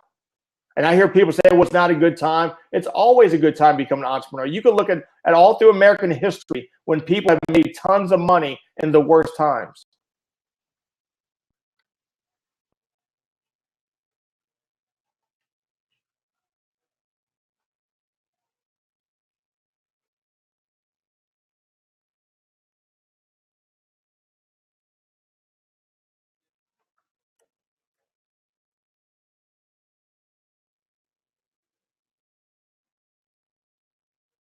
I don't even have to say anything, do I? Do I have to? Dr. Bob, let me show you something real quick. I'm going to show you how it's changed, right? We owners used to have to go into our stores. These are some of the stores I still have. Can you see? Can you see that? Okay, so I'm gonna bring up one of my stores right here real quick. Because of this technologies, here's one of my stores that's closed right now, but this is in a Walmart store. Can you see that? We can watch our stores live now, so you don't have to go into your business anymore. You can see everything. I see someone walking by in a Walmart. You can see them. So I can watch all my businesses on here. So this made it much more. You don't have to be in your tire shop anymore. You can watch it and you can say, hey, Dr. Vibe, you need to change that tire in that Porsche right now because you're watching it live. It's much easier. The time it took me to make money, people can make that in a year now if they're strategic enough. Listen, how can it be that you can be a janitor and be with Bill Gates on a blab, right? That's the way it can happen right now. There's some kid that's growing up like me. I know I'll meet him, whether he's black or white, and he'll be on this blab with me and you. Listen, when I'm speaking in Zambia, when I'm speaking to those guys when we're doing our meetings on blab, is that not phenomenal? Is that not imagine with the kings and queens if they had our technology. Christopher Columbus would have never had to wonder if the earth was flat, would he? So that's how it's changed entrepreneurship is this. Technology.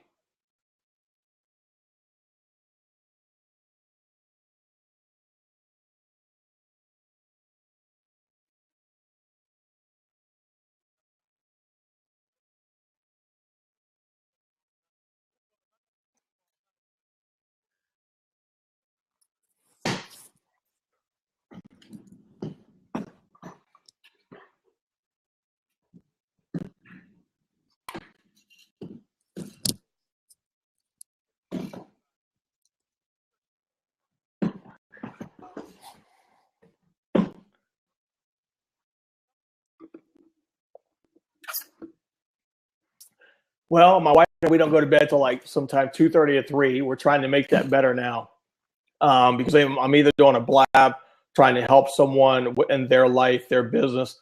My nieces they come and wake us up about 6:45. So we get up, we put them on the bus, and then we might just go back to bed for a little while or just talk to each other, plan out what we're going to do, what's our life about for our future grandchildren with our daughter. And then my wife will say, "Dear, who are you going to inspire today?"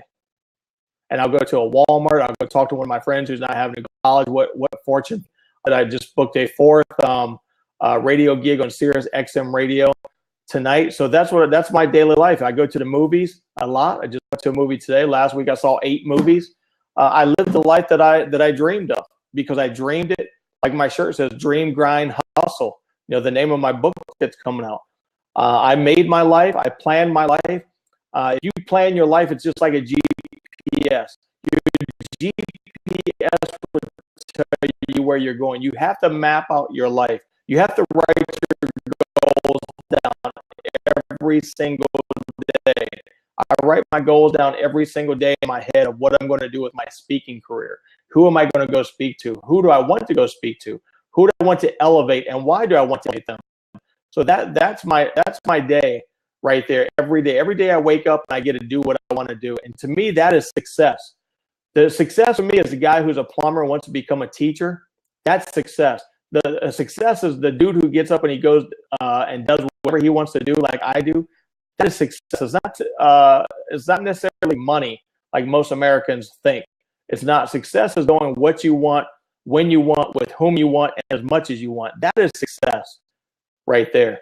So that's what everyone should aim to do. I tell people, never chase the money. Never chase the money. Always chase the freedom, the time. How you doing, Michael? Hey, Mike, I can't. Hi, Mike. How are you? Mike, I can't hear you, Mike. I think the blab is messing up tonight.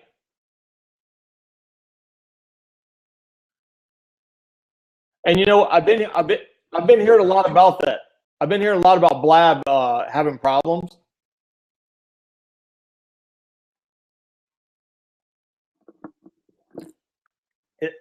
When they can perfect this, it's going to be phenomenal. When they can get this down pack, it's going to be, yes, like Ahmed said, the audio, and I'm hearing it from a lot of people in the blab world, that it's terrible.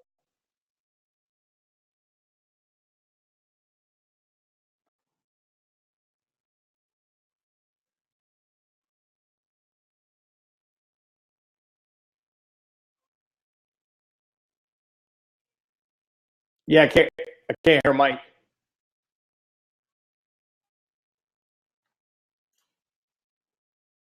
Sorry, Mike.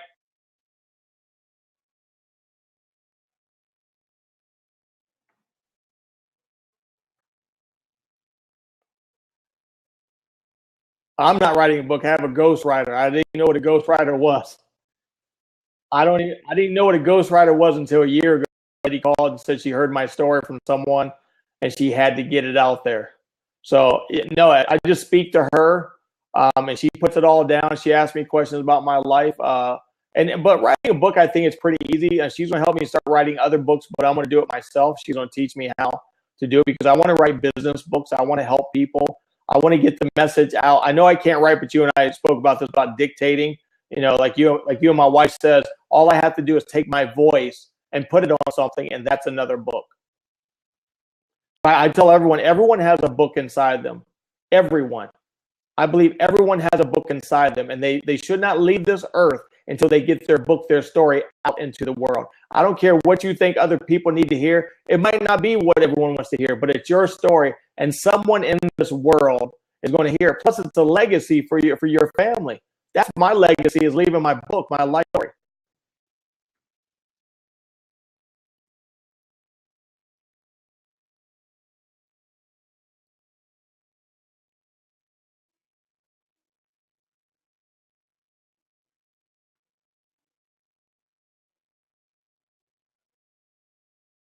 Can you hear me, Dr. Vibe?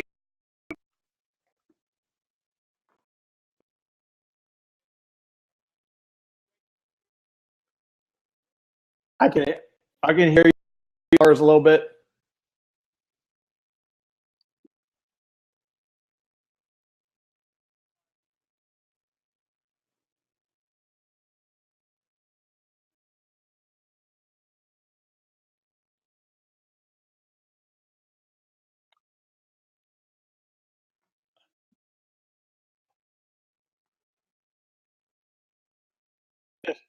Well, it might go back. It might go back to a month. But there's my friend Ken Walls, who's on BlaBla. He owns a big SEO company, CSI, it's Client Solution Innovations, and he works for people like he does work for like Grant Cardone, Bradley.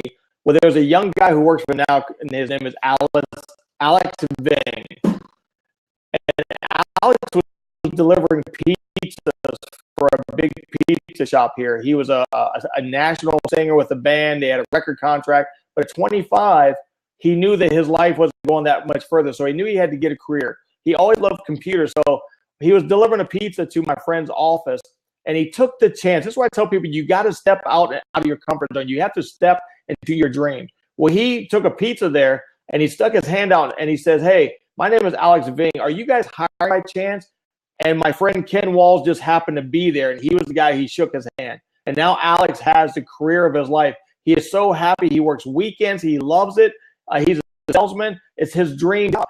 But if he wouldn't have took that step, if he wouldn't have jumped, if he wouldn't have stuck his hand out, he would still be delivering pizzas now. So I talk a lot about Alex Ving, this young man who looks up to me, but I look up to him.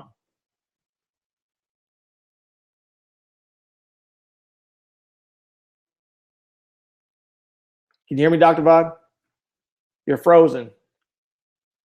You're frozen like a mannequin. You're frozen, man. Can you hear me? Can anybody hear me? Can anybody hear me? It's my show now. Can you hear me? Is it choppy? Yes. Blab is messing up. He's trying to come back right now. Someone's calling in. But guys, listen, I want you guys to understand that don't let fear direct you. Don't let fear direct you. Don't leave this earth with one of your dreams inside of you. Don't do it. Don't do it. Go for everything. Go for I won't say go for the gold because I love platinum. Go for the platinum in life. Well, you know, Hi, Tiffany, every time I hear you, you're very inspiring. And of course, this gentleman, Dr. Vibe, is just the man with the plan. So of course, I like to align my energy with people who are on the up level. So thank you. Thank you again for being here this evening. That's right.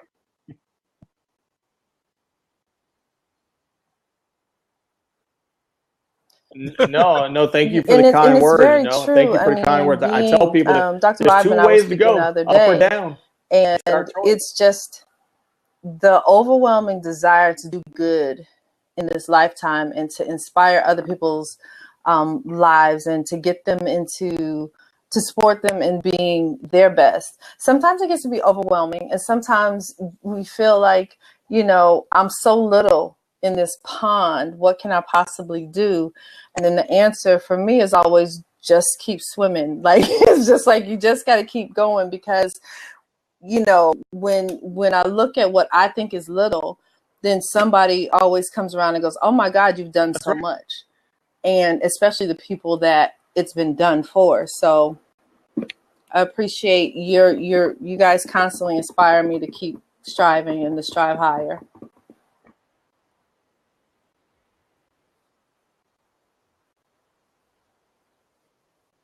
No, you are doing it. You are a rocket. I'm just a fuel. Dr. Vibes we're just fuel. Listen, there's a shark and there's a minnow, right? They both swim every single day. One's large, one's small. They each have their own purpose. I tell people to run your own race, run your own life. Listen, I love Jesse Owens. He ran track for Ohio State here. When he won those 4 gold medals in the 1936 Olympics, someone asked him, how do you compete with the guy on the left of you? How do you compete with the guy on the right of you? And he says, there is no one on the left or right of me. I run my own race. Like I said earlier, there's a reason why a racehorse has blinders on. It's to not get distracted by the outside world, the noise. So I tell people, you better cut out the noise. How many people do we know? How many people do we know who should be on this blab right now investing in themselves? A lot, right? Well, that's why people, they have what I call low life living, right? They're paying more. They're right in front of their TV. Oh, they I can don't tell know you what their time names, Housewives or the names, Beverly Hills what time Housewives to come on, on, who but they went they're on right there vacation before it with. comes on. Am I not correct?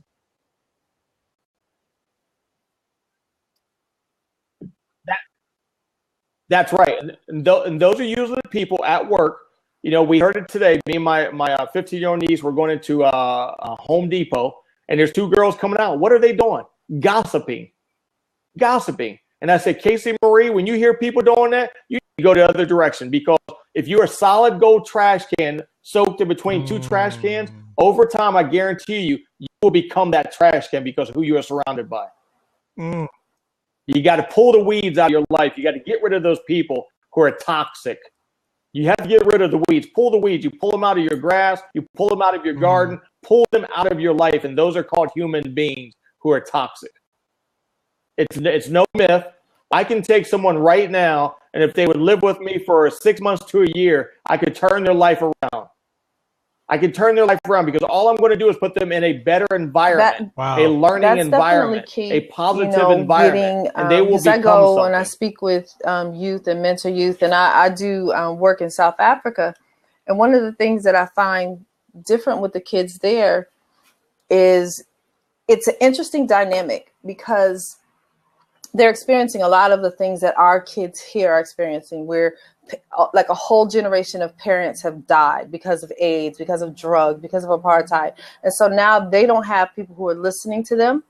And so they're doing drugs, they're getting pregnant, they're killing themselves. And so, you know, I spoke recently, and the first thing I told them was like, you guys make me nervous. I wasn't afraid to be transparent with them, to tell them, hey, you guys have a lot going on that we get to compete with.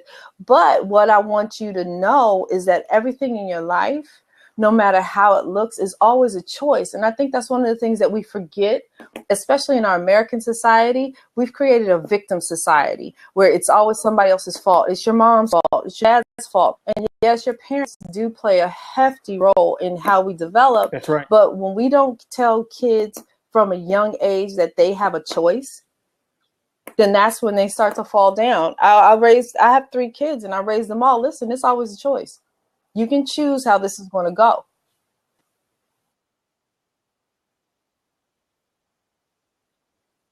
It's most definitely. Listen, when my brother walks into a bank and pulls a gun out, was it his choice? Yes. When I decide that I want to go to college, isn't that my choice? Yep. When you and I go into a restaurant, it's our choice to take out our money or credit card and pay for it, or grab the food and run. Everything in life is a choice. That's it. It's a choice. It's not going to be easy. You know, sometimes doing the right thing is the hardest thing. Sometimes doing the right thing, it is true. It's going to be hard. But life comes down to choices. Whatever choice we make when we wake up, that's how our day. Think about right now, someone's going to wake up this morning and decide to go kill someone, to rob a bank, to rape someone. It's all their choices. That's all it is. If we can make the choices, our day can go very well. Doesn't mean you're gonna be the richest person in the world, but it's not about that. It's about living a decent life, a life of integrity, a life with character, a life where people will say, I want to follow this girl, I want to follow this guy. And it all comes down to choices. I don't care what it. I hear so many excuses all day long, and I just tell them to shut up. You know, shut up. Stop it with the excuses. I hate when people, especially young girls now, when they lie to themselves. I say, stop lying to yourself. Stop saying you're not pretty enough. Stop saying you're not good enough. Stop saying you're not smart enough.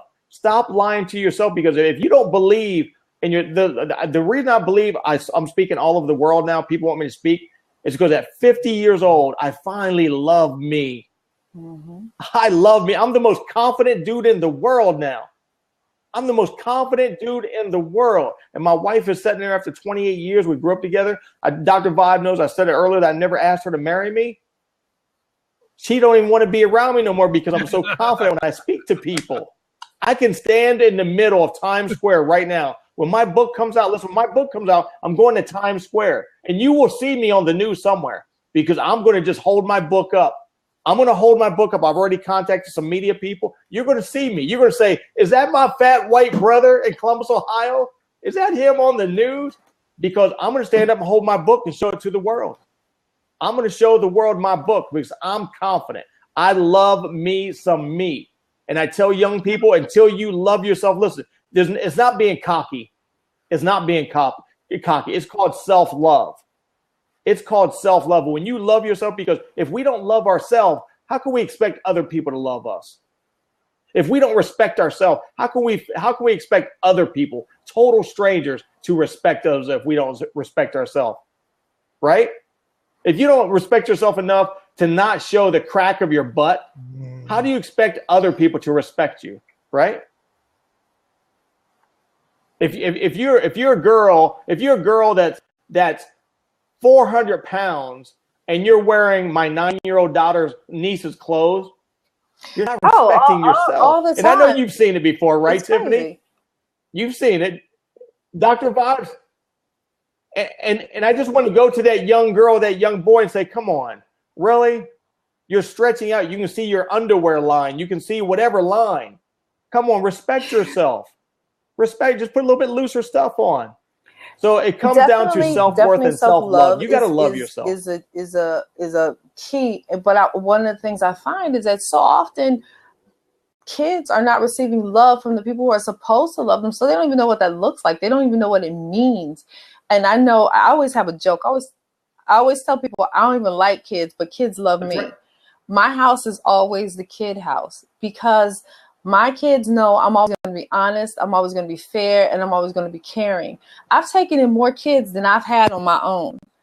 And kids would come in, and my kids would always tell them, listen, my mom is crazy. If your pants are sagging, she'll pull them down. If you come in my house with your pants sagging, I assume you want them off. That's why they're down. That's right. So I have no problem pulling your pants down. And I'm like, that's right. Don't call my house. That's right. That's right. And don't call my house and not. You're already 3/4 down, right? You know, when kids call and they're like, "Can I speak to? Excuse me, whose house did you call? I think you have the wrong number." And I've hung up on kids, and then they're like, "Oh, hi, Miss Tiffany, how are you?" Because we have to teach them, and then we tell them, "Listen, one day you're going to walk out of here, and you're going to need to do something else."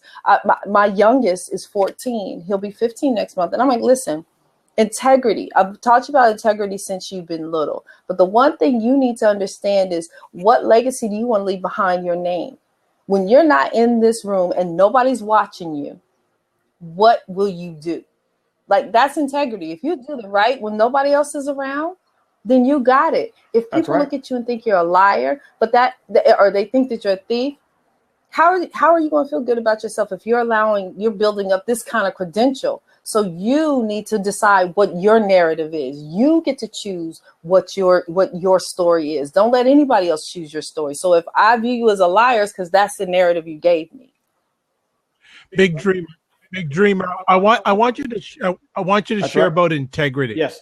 What your thoughts on where does integrity stand right now, and what needs to be done?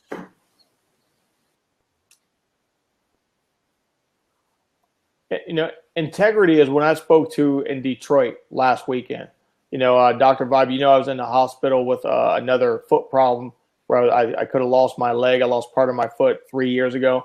And I went to Detroit, Michigan, and they were all there. Everyone there was saying, hey, Big Dreamer, what are you doing here? You were in the hospital. They saw my foot all bandaged up. They said, dude, what are you supposed to be doing? I said, well, I'm not supposed to wear a shoe. I'm supposed to wear a sandal. Every one of the event planners, the photographers kept telling me, take your shoe off, man. Take your shoe off. If you got to go barefoot with your bandages on, do that. But I wanted to wear a shoe because I didn't want to disrespect anybody. And they all kept begging me to do that. But integrity was I had to be there. I had to be there because I knew there was people. They wanted me to come to Detroit to inspire Detroit, to get them to believe that their dream is not dead, that they are worthy enough. So I had to be there, not for myself. Listen, my foot was hurting. My foot was stitched up. But you know what? Someone was losing their leg. Someone's taking their last breath. So integrity was me, is if you're going to be somewhere, you better be there. You better be there. that integrity is everything, because integrity builds character. And when you have character, it tells someone, you know what, this dude has a life worth following. I'm going to follow him or her. Integrity is everything. Dr. Vibe, you know, when my wife and I were in that McDonald's I told you about, and I was talking to that young kid, he was assistant manager. An assistant manager, he's talking to me, a very successful restaurant guy. And I'm telling him, I said, what do you want to do in your life, young man? He said, I want to become a manager. I want to own a McDonald's. I said, it will never happen. He said, what you talking about, man? I said, it will never happen. You won't even get to be manager. He said, what are you talking about? Why are you shooting my dreams down? My wife said, whose iPhone was that you picked up off the table and put it in? He says, it was someone who was sitting there. I said, my wife was right. You say you have integrity. I would have took that phone around and asked everybody, people outside whose iPhone was that. You put it in your pocket. So that tells me, as a business owner in the restaurant world, if I leave my deposits, $10,000, $20,000 around, and you don't see me, if you picked up that iPhone, you will surely enough pick up that $10,000 and take it. So that's integrity. True. He said, I'm all full of integrity. I'm Mr. Integrity. I said, you can't even put the E of integrity. You know? And listen, you got to have integrity or no one will follow you. True. True. So true. So true. What, let me ask you, Greg, tell me some speaking presentations that have really touched you, that you've given. Are there a few that you've really given that have really touched you?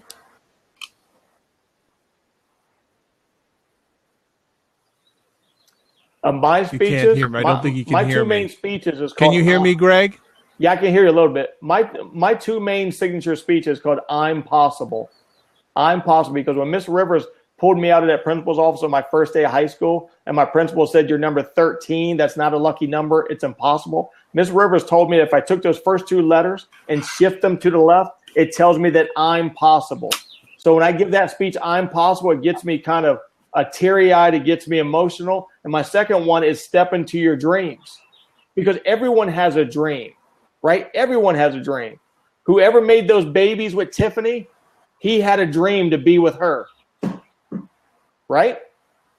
Everything starts with a dream, like Walt Disney says. Everybody has a dream. It's whether you wake up and you want to have, like me, I never saw a bed or a pillow until I was 17 years old. I dreamed of having a bed and pillows, right?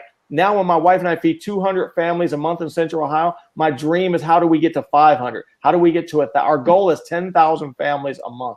That's our goal. So everyone has a dream.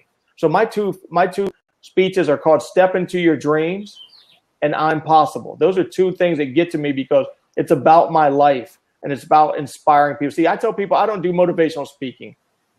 There's a gazillion motivational speakers. Motivation can only get you up out of this chair to go run for maybe a mile, right?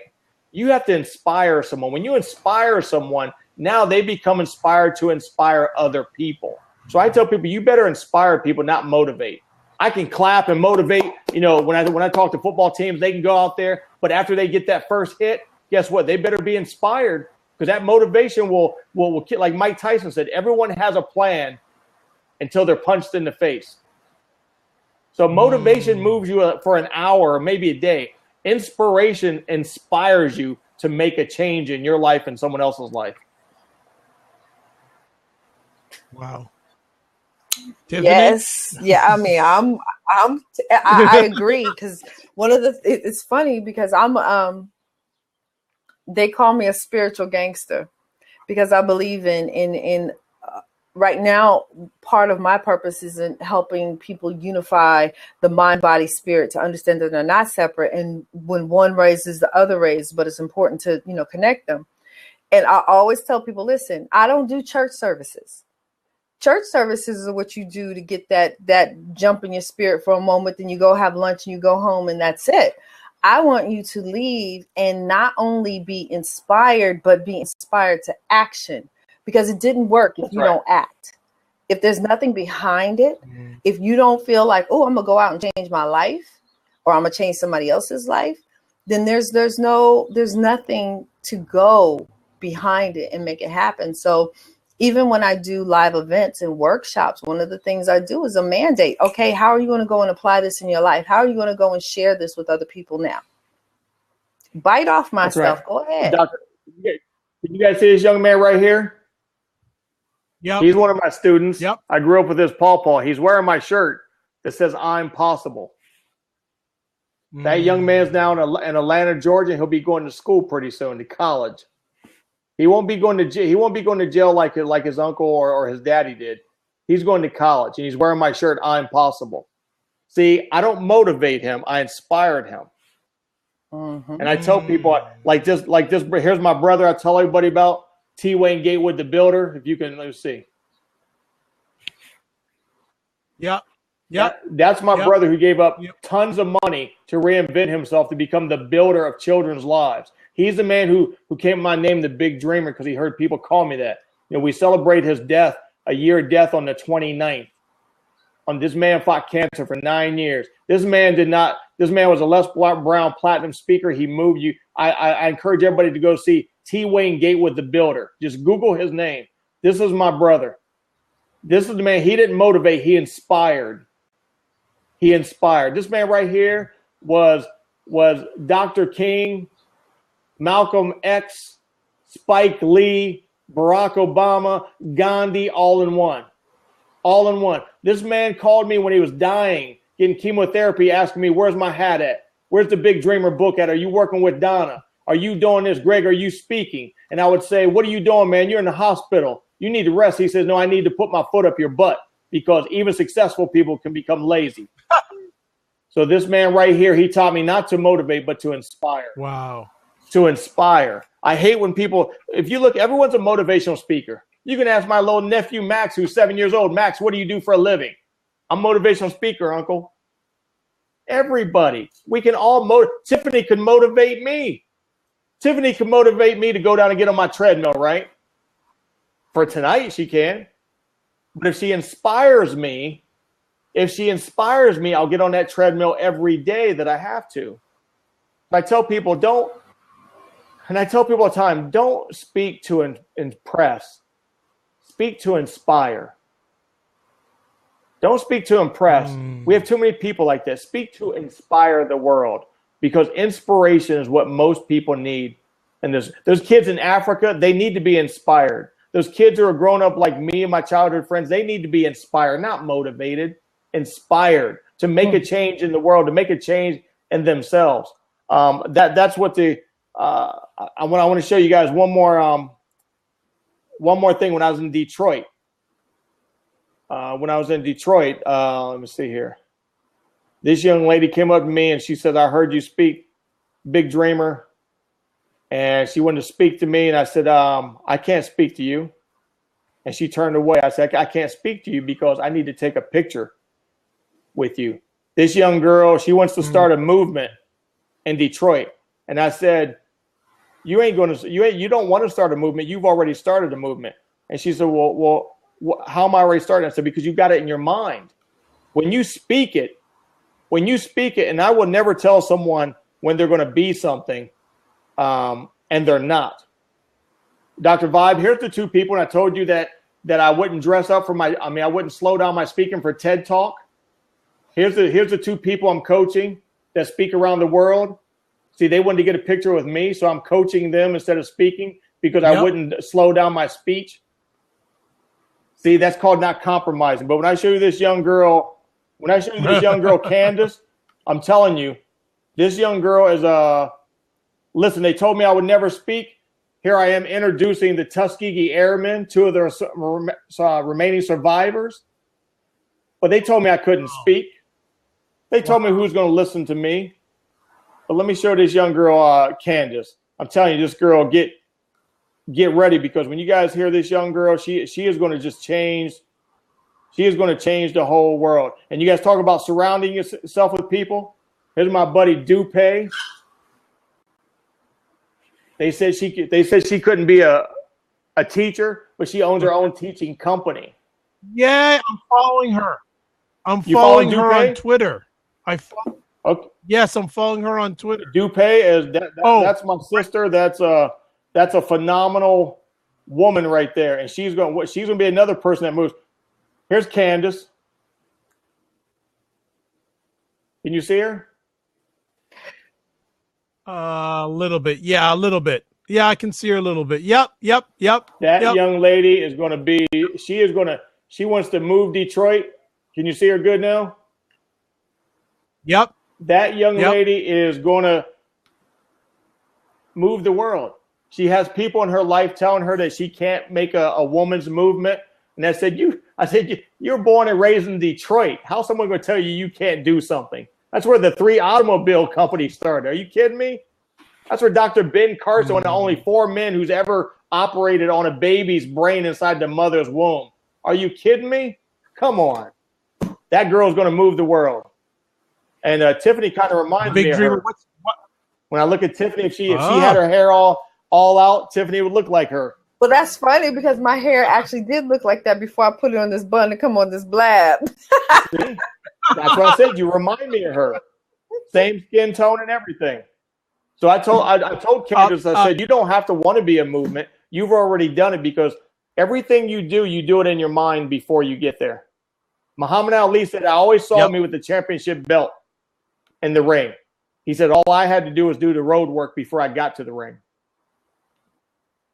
Big Dreamer, what is the name of this young lady's movement? Danielle Booz is asking, does she have a name for her movement? I'm working on it with her now, and what I'm doing now is getting her in contact with people who I know that does movements in Atlanta and Detroit, and they're going to work with her and come up with her. They're going to guide her and let her pick her own. They're going to give her suggestions like what she wants to do. And she wants to empower young people to make their own decisions. She wants to empower young people to become the movement, not just get in a march, not just to get in a march, but actually do something. You heard me say I never got into that ice bucket challenge because it's stupid. Yeah, you're not raising money. You're not helping people. So that's what she wants. She wants to get kids not to just march. What does marching do? What does it do? It doesn't change anything. It doesn't. So that's what she wants to do. And I'm telling you, in the next couple of years, people are going to start hearing about this beautiful young girl named Candace, and they're going to say, where did this girl come from? She's going to move the world. Let me ask you in regards to how important has mentorship been to you? Mentorship is everything. You know, you heard about my teacher, Mrs. Rivers, a.k.a. Little Rosa. My mentor I met in the subway world, my brother T. Wayne Gatewood. Mentorship is everything, but it has to be the right mentorship. You know, on Periscope, Facebook, there's all these people that want to be your mentors, and they don't have a dang clue how to be a mentor. Listen, if Tiffany teaches swimming, Olympic swimming, why should I have her as my mentor in business? Why? It doesn't line up. It doesn't. So I tell people, when you get a mentor, you better make sure. Listen, if I want to go into fashion and music, I'm calling Kanye, right? I'm calling him. If I want to call someone in the news business, I'll call Joe Johns, who I know who works for CNN. So you have to make sure that that your mentors align up with who you are, with where you want to go. The mentorship name is just thrown out there so much. And if you don't, you're just wasting your time. And in most cases, you're wasting your money. I agree 1,000%.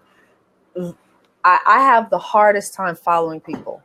I always have my whole life. I've never been, you have to earn my respect for me to even want to listen to what you have to say. And that shows up in how you present yourself in the beginning. And I actually had somebody who has been calling me, and she called me today to ask me about a mentor, possible hiring this person. And so what you're saying struck me because so many people do not take into account who it is that they're putting in front of them. And they're just following because the person has popularity. They have Twitter followers. They have, they look like they know what they're doing, and people are showing up, but they're not really digging deep down and seeing if this person is aligned with who they are. So she's like, well, I'm thinking about hiring this person. I said, if you're thinking about it, what's your trepidation? And she was saying, well, she's telling me she could do this. I said, so ask yourself the question. Did she give you a laundry list of things that she can do, or did she ask you questions and tell you what she could do for your situation? Because there's a difference. There's a huge difference. People need to be very clear. What am I trying to get, and why am I trying to get it? And if this person able to give it to me? That's absolutely right. You know, it's a fundamental question.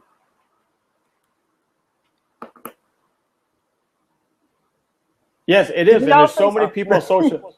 Everyone on social media is calling themselves a branding expert, and a mentor. Everyone. Well, if you go down the street, little Tiffany and little Greg, you know, they're mentors, but they're only 9 and 10 years old, right? But they can call themselves mentors. They can call themselves a brand strategist. Now, maybe it's because I'm not on social media just for maybe a year, but everyone on social media is a branding specialist. They're a mentor. Because that's where the money is at. That's where the money is at. That's what they're being told is, oh, construct your words this way and talk about 6-figure launches and 5 figures. And so I have to turn social media off because I'm like, everybody's saying the same thing and following the same pattern, but you're not customizing, you're not changing it or taking this information and making it fit for what you do and who you are uniquely and authentically in this world. And it's annoying, quite frankly. Right. No, like Danielle just said, or a guru. I tell people run from someone who calls themselves a guru. Mm-hmm. What is a guru? Listen, I had 265 restaurants. I'm not a guru. I don't know anything. So when these people out there calling themselves gurus, people in Periscope and Facebook all the time ask me, hey, why don't you get this with this guy? He's a guru. I said, I want nothing to do with him. Because if he calls himself a guru, I don't want a guru. I don't. I want someone who said they know nothing, but they're willing to learn everything. You know, One I just taught a class this weekend, talking about living life authentically and without permission, like how to show up. And I told them, I said, listen, I cannot tell you how to be this. I cannot tell you how to do this. What I can tell you is this. I'm a person that's learned some stuff and is willing to share it so you can get a shortcut. That's it. That's it. Like, I share what I know and hopefully you will take it and you will expand your vision, expand your life. But understand, I'm in this journey too. I'm just a few feet in front of you. That's it. That's right. You know, there's a Dr. Vibe. How did you hear about me? Tell everybody how you about me. Who did you hear from me from?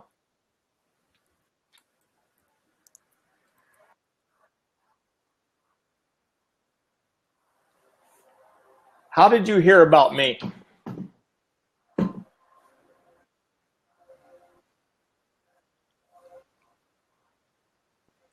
Yeah, so we'll just stop there. Mario Armstrong, who's he's the geek on the Today Show. He's the black guy who wears the red glasses that talks about technology. I was on this lady's Periscope one time, and she was calling herself a guru, whatever. And I asked, well, what makes you a guru? What makes you an expert? And she kept going on and on and on. And she was saying about how her class was $1,100, but you could get it now for $697. And I want to know what qualified her. So I told her, you know, what I've done or whatever. And she basically started cursing me out, saying I was BS, blah, blah, blah. So now it was my brother Mario Armstrong that comes on and says, oh, no, I know Greg. Greg is 100% real, right? So she wasn't the guru, but all these people, they were giving her $697. She was talking about business, right? But when someone talks about business, I can tell right off the bat whether they know about business or not. This lady had zero knowledge about any business, but she was selling packages, how to be an entrepreneur at $697. Until Mario came on that scope, you know, she was hating on me. I hear music. It's Tiffany singing. Tiffany was singing to us. It's not me. I checked to make sure my Spotify didn't pop on. I don't know.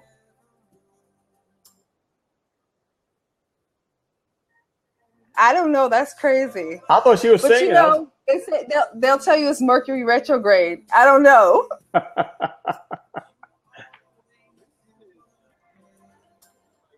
But it's happening everywhere. I hear a lot of complaints about Blab. They better get it because, listen, Facebook Live comes out in 3 days with Mario talked about this 3-camera system. They're working with Google, with YouTube Connect.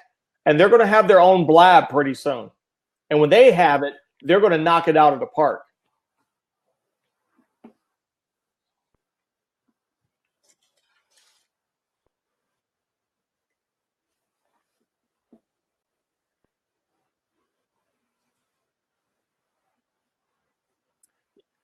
Yes, they better work on it now. You know, it's not who starts first, but it's who finishes it, right? But listen, McDonald's, Ray Kroc wasn't the first person to invent a hamburger. There was other hamburger places like White Castles here in Columbus before McDonald's. Ray Kroc took it to the next level. And Blab has to take it. They have to take it to the next level.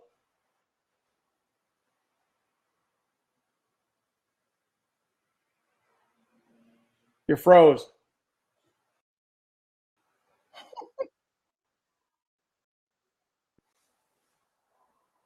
Is it messed up? Yeah, it's still choppy. Can you hear me, Tiffany? Am I the only one still hearing music? The music cut off.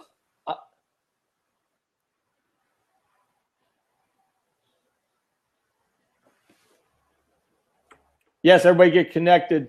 Fast up said. You know, it's funny. I didn't know what Blab was, but I was invited to it. That's at Blab headquarters. I was invited to come there to speak. I wish I would have known about Blab at the time. I would have talked to him about being choppy.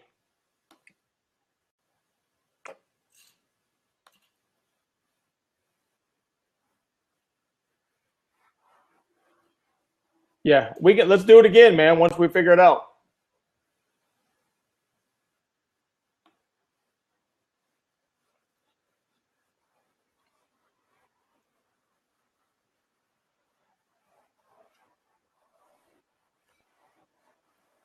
Thanks, everyone. Okay.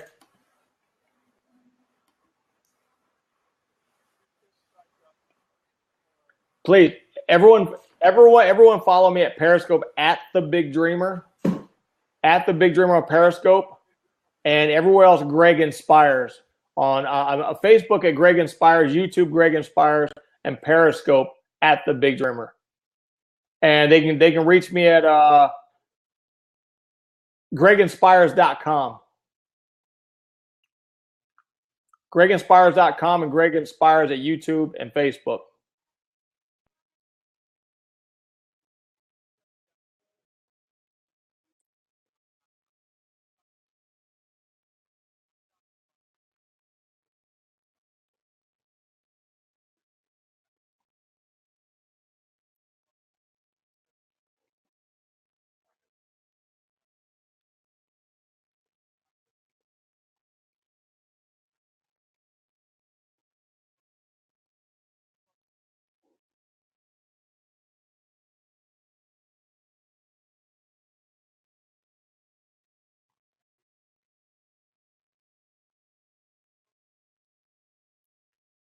Tokyo. I can't wait to speak in Tokyo. Can't wait till I speak in Tokyo.